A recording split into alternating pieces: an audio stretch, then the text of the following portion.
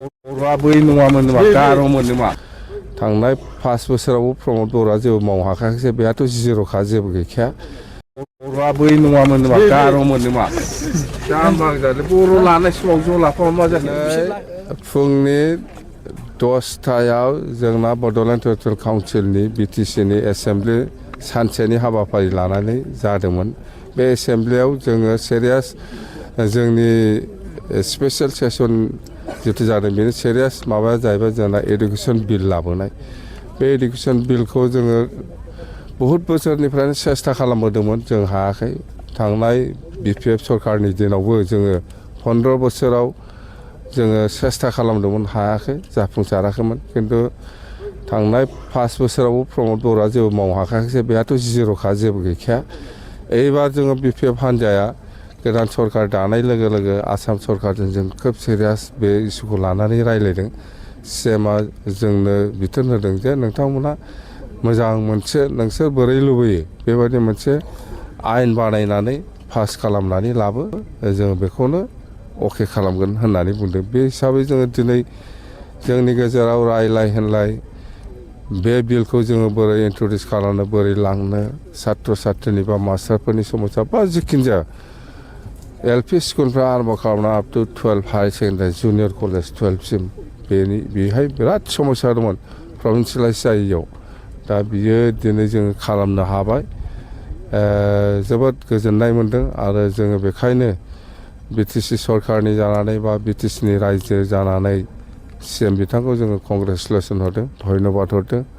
आरो भबिष्यताव जोंनि गोबां माखासे समस्या दंबावो बेफोराव जाहाथे हेल्प खालामो सिएमआ दिनै अन्थाइ खाम्फायाथ' प्रथमाव आङो दतमा स्टेडियाम फुटबल स्टेडियाम बेवहाय स्टेडियामनि थाखाय 15 कोटि गेलारि बानायनो थाखाय 15 कोटि थाखा सेंसन खालामग्रोबाय बेखौ जोङो अन्थाइ खाम्फा गायसनदों बेनि उनाव खालु गामियाव हेन्डलुम टेक्सटाइलनि प्रडाक्शन एन्ड मार्केटिं सेन्टार बे हिसाबै 24 crore सामथिं दङ बेखौ अन्थाइ खाम्फा गायसनबाय बेनि उनाव केडिएसएआव 20 कोटि थाखानि फुटबल स्टेडियाम जोङो जेसेबां हायो एसेबां बेजों मावग्रोगोन उनाव जुदि प्रयजन जायोबा जोङो दतमानियावबो हरदेरगोन क'क्राझारनियावबो हरदेरगोन जायखिजाया बेजों आराम्भ खालामग्रोनो थाखाय जोङो बे फैसाखौ सेंसन खालामदों बेनि उनाव लास्टआव डक्टर भुपेन हाजरिकानि अडिट'रियाम हल बेखौ जोङो दिनै लास्ट 30 कोटि थाखानि जिथु प्रजेक्ट बियो डक्टर भुपेन हाजरिका बिथांनि नामाव जोङो अडिट'रियाम हल बानायगोन एखे थाखाजोंनो जोङो बै पर्बत जरायाव गुरुदेव कालिचरन ब्रह्मनि नामाव बानायगोन एखे আমাৰ যিবিলাক ফিজিকেল ইনষ্ট্ৰাক্টৰ এপইণ্টমেণ্ট দিয়া হৈছিলে সেইবিলাক ডিএছৰ লগত এটাচ হৈছে ডিষ্ট্ৰিক্ট স্পৰ্টছ অফিচৰ লগত তো সেইকাৰণে যদি আমি এই বিলতে এইটো ইন্ট্ৰডিউচ কৰি পেলাই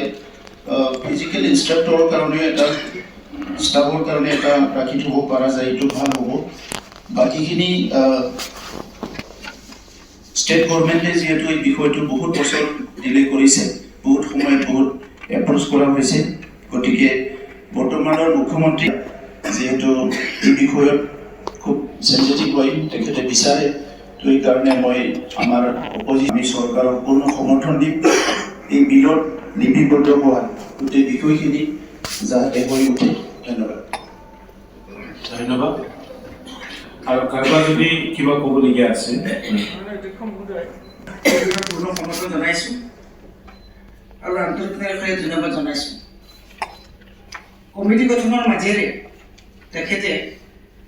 বিটিচি অঞ্চলত থকা শিক্ষকসকলৰ যি সমস্যা বা স্কুল প্ৰভিন্সিয়েলাইজেশ্যনৰ যি সমস্যা তাৰ এটা মীমাংসা কৰিবৰ কাৰণে যত্ন কৰিলে আৰু বহু বছৰ ধৰি যি সমস্যা হ'ল ফিজিকেল ইনষ্ট্ৰাক্টৰ